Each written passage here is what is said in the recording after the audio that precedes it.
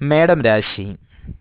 അശ്വതിയും ഭരണിയും കാർത്തിക നക്ഷത്രത്തിന്റെ ആദ്യ കാൽഭാഗവും ഉൾച്ചേർന്നിരിക്കുന്നതായ മേടം രാശി ജാതർക്ക് 2015 ജൂലൈ മാസം 14 വരെ വ്യാഴം 4-ാം ഭാവത്തിലും ശേഷം 5-ലും, ശനി 2014 നവംബർ 2 വരെ 7-ലും അതിനുമേൽ അഷ്ടമത്തിലും, രാഹു 6-ലും കേതു 12-ലും ആകിയാൽ പൊതുവെ ഈ വർഷം ഗുണദോഷ മിശ്രത്തിൽ ദോഷാധിക്യമാകുന്നു.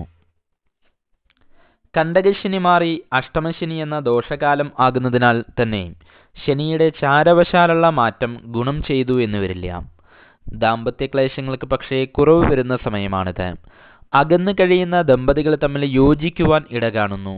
വളരെ കാലമായി ശത്രുതയിൽ കഴിഞ്ഞിരുന്ന വ്യക്തികളുമായി വീണ്ടും ബന്ധങ്ങൾ സ്ഥാപിക്കുവാൻ സാധിക്കും. സന്താനപരമായിരിക്കുന്ന ശ്രേയസ്സും സാമ്പത്തികമായുള്ള അഭിവൃദ്ധിയും ഫലം തന്നെയാണ്. വർഷം തുടക്കത്തിൽ അകാരണമായുള്ള കലഹം, ശത്രുഭീതി, സ്ഥാനചലനം എന്നിവ ഉണ്ടാകാമെങ്കിൽ തന്നെയും പകുതിക്ക് ശേഷം മാറ്റം പ്രതീക്ഷിക്കാം. പൊതുപ്രവർത്തകർക്ക് കാര്യങ്ങൾ ഫലപ്രാപ്തിയിലേക്ക് കൊണ്ടുവരുവാൻ വളരെയധികം വിഷമിക്കേണ്ടതായി വരും. തൊഴിൽപരമായി വളരെയധികം ശ്രദ്ധ വേണ്ടതായിരിക്കുന്ന സമയമാണ്. പുതിയ കാര്യങ്ങളെല്ലാം തന്നെ വളരെയധികം കരുതലോടുകൂടി മാത്രമേ ചെയ്യാവൂ. ബിസിനസ് രംഗത്തുള്ളവർക്ക് ഊഹക്കച്ചവടക്കാർക്കും അത്ര കണ്ട് ഗുണപ്രദമായിരിക്കുന്ന സമയമല്ല നടന്നുകൊണ്ടിരിക്കുന്നത്. കലാ സാഹിത്യ രംഗത്തുള്ളവർക്ക് പക്ഷേ ശോഭിക്കുവാൻ സാധിക്കുന്നതാണ്.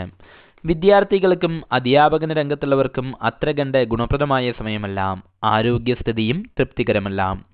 ഉദര രോഗങ്ങൾക്കും വിഷമജ്വരങ്ങൾക്കും സാധ്യത കാണുന്നു. അഗമ്യങ്ങളായ മാർഗങ്ങളിലൂടെയുള്ളതായിരിക്കുന്ന ധനസമ്പാദനം വഴിയായോ മറ്റോ അപകീർത്തികൾക്കും സാധ്യത കാണുന്നുണ്ട്. ദോഷപരിഹാരാർത്ഥമായി ശിവങ്കിൽ ജന്മനക്ഷത്രം തോറും ധാര, പിൻവിളക്ക് എന്നിവ നടത്തിക്കുക. സോമവാരവ്രതം അനുഷ്ഠിക്കുന്നതും ഗുണം ചെയ്യും. ശിവപ്രീതികരങ്ങളായിരിക്കുന്ന മന്ത്രങ്ങളും സ്തോത്രങ്ങളും ജപിക്കുന്നതും ഗുണപ്രദമാണ്. മേടം രാശി. അശ്വതിയും ഭരണിയും